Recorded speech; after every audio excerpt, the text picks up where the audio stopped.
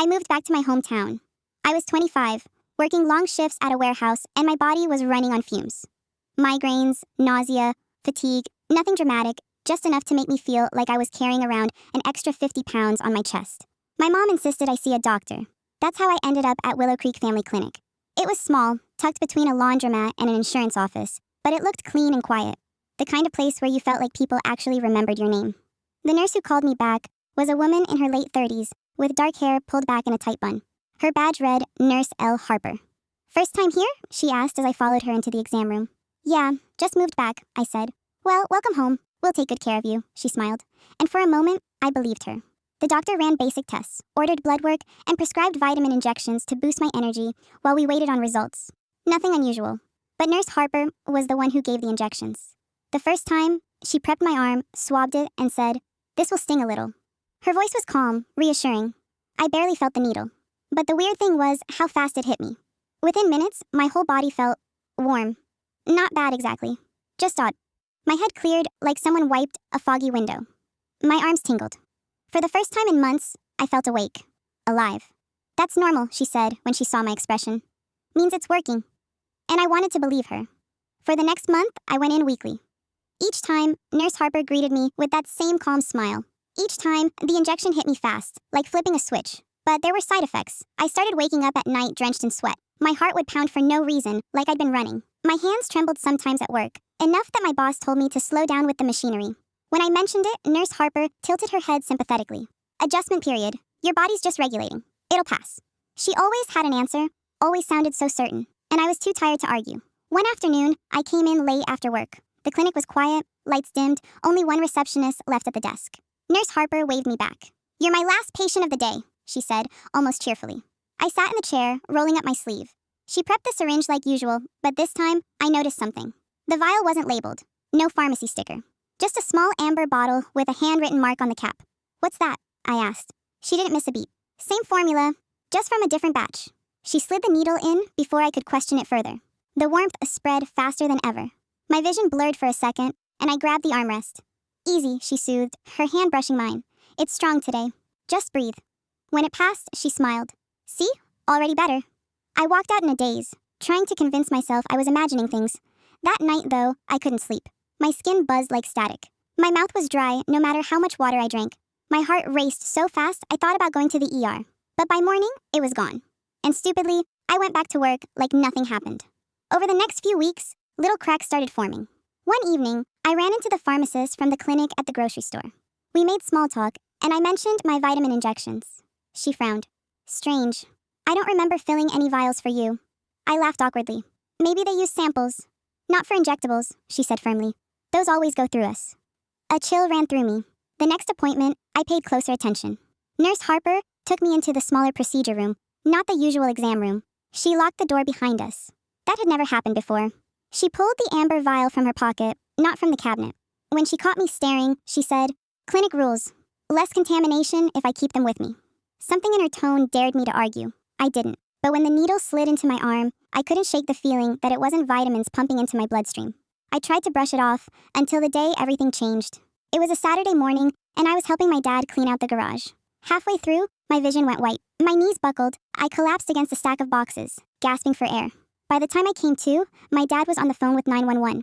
At the ER, they ran tests. The doctor came in with a puzzled look. "Your blood work shows elevated levels of something unusual. Not toxic, but not vitamins either. Do you take any medication?" "Just what the clinic gives me," I said weakly. The doctor exchanged a look with the nurse. "We'll need to keep you overnight." That's when fear really set in. The next morning, Nurse Harper showed up at the hospital. I was shocked. "How did you even know I was here?" She smiled, setting down a small bag of fruit. "Your mother called the clinic. She was worried. I wanted to check on you." Something in her eyes made my stomach twist. She leaned closer, lowering her voice. "Don't let them confuse you with medical jargon. You're fine. You just need to stay consistent with your treatment."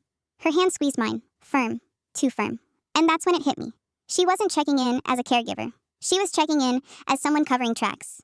Because whatever she'd been injecting me with wasn't vitamins. And she knew it. That was the moment I realized I wasn't just a patient anymore. I was a target. I couldn't shake her grip. Even after she left the hospital, the ghost of her hand still pressed against my skin. Too firm, too controlling. Like she wasn't comforting me, she was warning me. The doctors released me after a day of observation. They never gave me a straight answer about what they found in my blood. Just vague terms like elevated compounds and not immediately harmful. They wanted me to follow up with my primary care physician. But how could I, when the one who'd been injecting me was the problem? The next week, I skipped my appointment at Willow Creek Clinic. My phone buzzed with a voicemail that night. "Hi, it's Nurse Harper. Just wanted to check in since you missed your session. You know it's important to stay consistent. Call me back when you get this." Her tone was light, cheerful even. But underneath it, I heard the sharp edge, like she was reminding me who held the needle. I didn't call back. Instead, I went digging. First, I requested a copy of my medical records from the clinic. The receptionist gave me a polite smile and said, "Of course, just give us a week." A week came and went. Nothing. When I called back, the receptionist sounded flustered. "I'm sorry, there seems to be a delay. Nurse Harper is handling your chart personally." My stomach dropped. Handling it personally. That night, I couldn't sleep. I sat at my desk, scrolling through articles on falsified medical records, tampered injections, nurses gone rogue. Every story felt like it was whispering, "This is you." The next day, I went to the pharmacy. I waited until the counter was clear and leaned in close to the pharmacist I'd spoken with before. "Can you check something for me? My prescriptions." She typed my name, frowned, then shook her head. "You don't have any active prescriptions here. Not for injectables. Just an old antibiotic from last year." My mouth went dry. "Are you sure? I've been getting weekly injections." She gave me a puzzled look. "Nothing's been filled under your name." I thanked her quickly and left, heart pounding. If nothing was filled, then what had she been giving me? I decided to watch her. The next time I showed up at the clinic, I pretended everything was normal. I smiled, rolled up my sleeve, let her prepare the syringe, but I kept my eyes on her hands. The vial came from her pocket again. Small, amber, unmarked. She drew it up smoothly, like she'd done it 1,000 times. "Ready?" she asked. I forced a smile. "Yeah." The sting of the needle barely registered. But as the warmth spread, I glanced at the counter. Her pocket was empty now. The vial was gone. She'd slipped it into the trash. When she left the room for supplies, I moved fast. Heart pounding, I dug into the trash can. Under paper towels and wrappers, I found it. A tiny amber vial, half full. No label, just a smudge of marker on the cap. I shoved it into my bag before she returned. She gave me a smile as if nothing had happened, but my skin buzzed with the weight of what I'd just stolen. That night, I couldn't stop staring at the vial. I turned it over in my hands, held it up to the light. The liquid inside was faintly yellow, almost shimmering. I didn't dare open it, but I needed answers. So I called the ER doctor who treated me. "Can I bring something in to be tested?" I asked, trying to keep my voice steady. There was a pause. "What kind of something?" "A vial, from my clinic. I don't think it's what they say it is." Another pause, longer this time. "Bring it in. But be discreet." At the hospital, I handed it over in a plastic bag. The doctor raised an eyebrow, but said nothing. He promised to run tests and call me in a few days. Those days crawled by like years. Every time my phone buzzed, I jumped. And then it rang. The doctor's voice was grave. "That vial. It wasn't vitamins." My chest tightened. "Then what was it?" He hesitated. "It contained a cocktail of stimulants. Amphetamines, mostly. Strong enough to cause dependency. And traces of something else. A sedative. Low dose, but present." I gripped the phone so hard my knuckles whitened. "Why would she—" "I don't know," he cut me off. "But you need to stop those injections immediately, and you need to report this." I hung up and sat in silence. She'd been drugging me, keeping me wired, dependent, then dragging me back down just enough to make me crave the next shot. And she'd been smiling the whole time. The next appointment, I didn't go alone. I asked my friend Caleb to come with me, just to sit in the waiting room. He didn't know the details, just that I didn't trust the nurse. When I checked in, Harper's smile faltered for the first time. Her eyes flicked to Caleb, then back to me. "New support system?" she asked lightly. "Something like that," I said, forcing calm. She led me to the exam room, locked the door like always. But this time, I spoke first. "What exactly are you injecting me with?" Her hand stilled on the tray. She looked up, slowly. "Vitamins, like always." I shook my head. "No, I had it tested." Her eyes narrowed just for a second. Then she smiled again. That wasn't smart. The syringe glinted in her hand. For the first time, I realized just how dangerous she really was. Her smile froze in place, but her eyes told the truth. Cold, flat, calculating. I kept my voice steady. "You've been pumping me full of stimulants. You're not helping me. You're controlling me." She tilted her head, almost pitying. "You don't understand. You never would have come back if it didn't make you feel good." The syringe gleamed between her fingers. "That's the part you won't admit. You wanted it. You needed it." My stomach churned. She was rewriting the story right in front of me. "No," I said firmly. "I didn't know what you were giving me." Her expression shifted. The softness vanished. "And who's going to believe that?" The room felt smaller. The locked door behind me suddenly heavier. She leaned against the counter, casual as if we were discussing the weather. "Your medical records are in my hands. Every note, every chart, every dosage. You signed consent forms. You came willingly. If I say you were abusing prescriptions, they'll believe me. I swallowed hard. She was right. She had the paperwork. She had the needles. And she had my body's reactions as proof. Caleb was just a few doors down in the waiting room, but it felt like he was miles away. You're not untouchable, I whispered. For the first time, her smile cracked. Just slightly. Neither are you. That night, I couldn't stop replaying her words. The smug confidence, the quiet threat. I sat at my desk, scrolling through my medical portal. Nothing unusual showed up. Just routine injections, listed as vitamin therapy, all neatly logged under her name. I clicked deeper. The records went back months. Every entry, spotless, professional. She'd covered every track. And if I tried to fight her, it would look like I was the unstable one. The thought hit me like a stone. Maybe that was the plan all along. The next week, the calls started. Block numbers. A woman's voice breathing on the other end, then hanging up. Sometimes it was her laugh. Sometimes it was silence. The first few times, I told myself it was coincidence. Wrong number. But when I answered and she whispered, "See you Thursday?" I knew. She wanted me rattled. And it was working. I told Caleb everything. We sat in his car outside my apartment, the air heavy with disbelief. "She's drugging you?" His voice cracked between anger and confusion. I nodded, clutching the vial bag the hospital had given back to me. "Amphetamines. Sedatives. She's been playing chemist with my bloodstream." He slammed his palm against the steering wheel. "We have to go to the police." "I don't have enough," I said quickly. "She has the records. She'll say I asked for it." Caleb stared at me like I was speaking another language. "You think they'll believe her over you?" I didn't answer, because I wasn't sure. The next Thursday, I skipped again. That night, my doorbell rang. I froze in my kitchen, holding my breath. A shadow moved across the frosted glass window of the door, then a soft knock. "Missed you today," a voice sang. Her voice. I didn't move, didn't make a sound. After a moment, footsteps retreated. Silence. But when I checked the peephole, an envelope sat on the mat. I opened it with trembling fingers. Inside was a photo. Me, sitting in my living room the night before. Curtains open, TV on. Someone had been outside my window, watching. I barely slept. Every creak of the building sounded like footsteps. Every shadow, like her figure. By morning, I'd made a decision. If she wanted me paranoid, I'd give her something back. I went to the clinic at lunch. But I didn't sign in. I stayed in my car across the street with my phone recording. At 12:17, she stepped outside.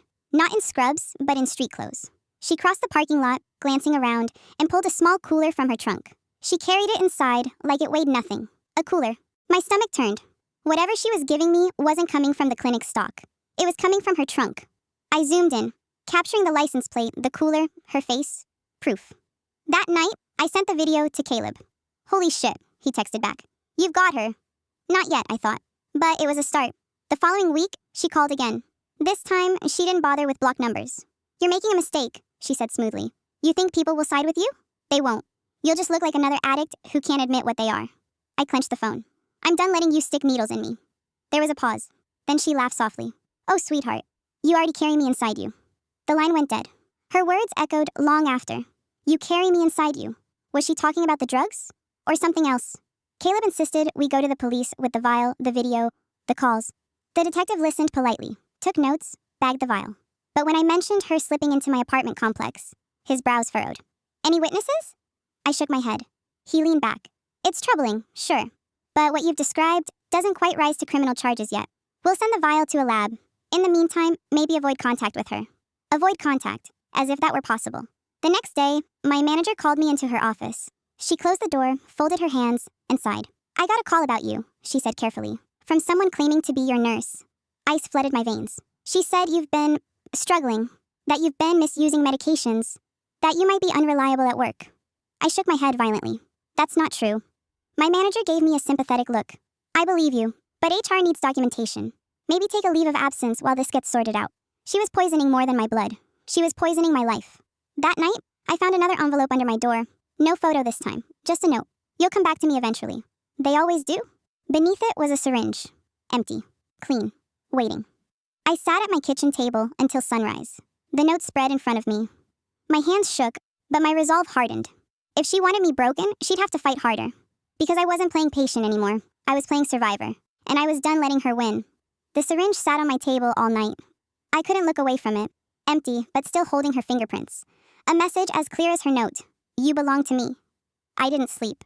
My thoughts spiraled between rage and fear until they blended into something sharper. Resolve. I wasn't waiting for her next move anymore. This time, I was going to make mine. The plan started small.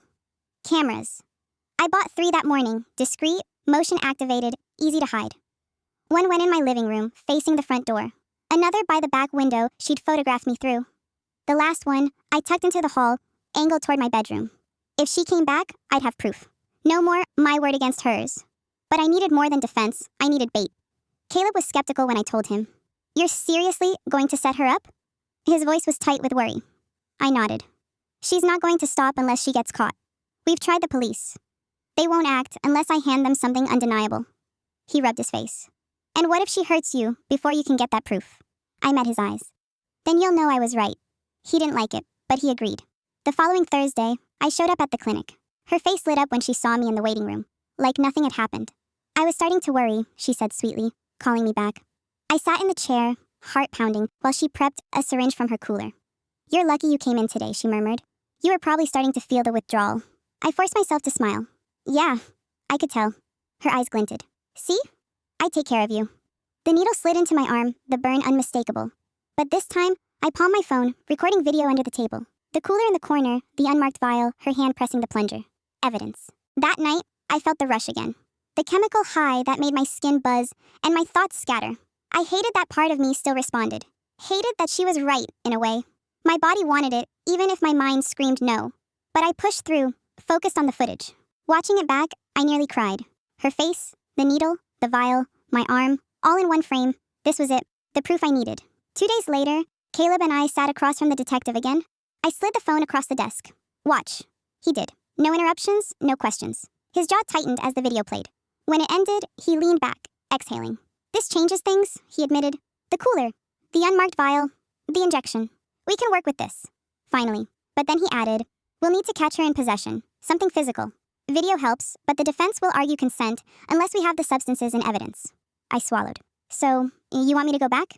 His silence was the answer. The following week, I did. It felt like walking into a lion's den, but I kept my face neutral. She greeted me warmly again, ushering me inside. Back on track now, aren't we? I nodded. I needed it. That seemed to please her. She prepped another dose, humming softly. As the syringe pierced my skin, my eyes flicked to the cooler. This time, when she left the room for paperwork, I moved fast. Slid it open just enough to see inside. Rows of unmarked vials, dozens. Some clear, some tinted, all unlabeled. My hand shook as I slipped one into my pocket, closed the lid before she returned. Ready for next week? She asked, smiling. I nodded again, my stomach twisting. That vial became the turning point. The lab confirmed it within days. Not vitamins, not standard medications. A mix of amphetamines and benzodiazepines, dangerously dosed. The detective's face hardened when he told me. She's been alternating uppers and downers. No therapeutic reason for this combination. It's chemical manipulation. Hearing it confirmed sent chills through me. It wasn't just control. It was torture, disguised as care. The raid came quietly. I wasn't there when it happened, but I heard later. Officers sweeping into the clinic, her face stunned as they pulled the cooler from her trunk. Vials, syringes, meticulous notes she'd kept in her own handwriting. She didn't even fight it, just watched calmly as they cuffed her, like she'd been expecting it. But it wasn't over. A week later, a letter came to my apartment. No return address, just my name, written in her neat handwriting. My hands shook as I opened it. You think you've won, but you don't understand. They'll never believe you didn't want it. I made sure of that. Every dose left its mark. They'll test you, and you'll light up like a Christmas tree. You'll look like the addict, not me. My knees buckled. Because she was right. The drugs were still in my system. The trial dragged on for months. The defense painted me as unstable, a willing participant who regretted it after the fact. They pointed to my leave from work, the HR complaint, the lab results showing the drugs in my blood. But then came the footage, the cooler, the unmarked vial, the bagged evidence from her trunk. And finally, the testimony of 2 other patients who'd come forward after my case hit the news. She hadn't just done it to me. She'd done it to them too. The jury found her guilty on multiple counts. Reckless endangerment, unlawful distribution, medical fraud. She was sentenced to years in prison. But the victory felt hollow. Because she was right about one thing. She'd left her mark inside me. Even months later, I'd wake in a cold sweat, craving the chemical rush she'd forced into my veins. The addiction wasn't mine by choice, but it was mine to live with now. And every time I closed my eyes, I heard her voice again. You carry me inside you. The last letter came a year later, postmarked from prison. Inside was a single sentence, written in that same precise hand. When I get out, you'll be the first dose I take back. I stared at the words, my pulse thundering, because part of me believed her, and part of me, the darkest part, almost wanted her to.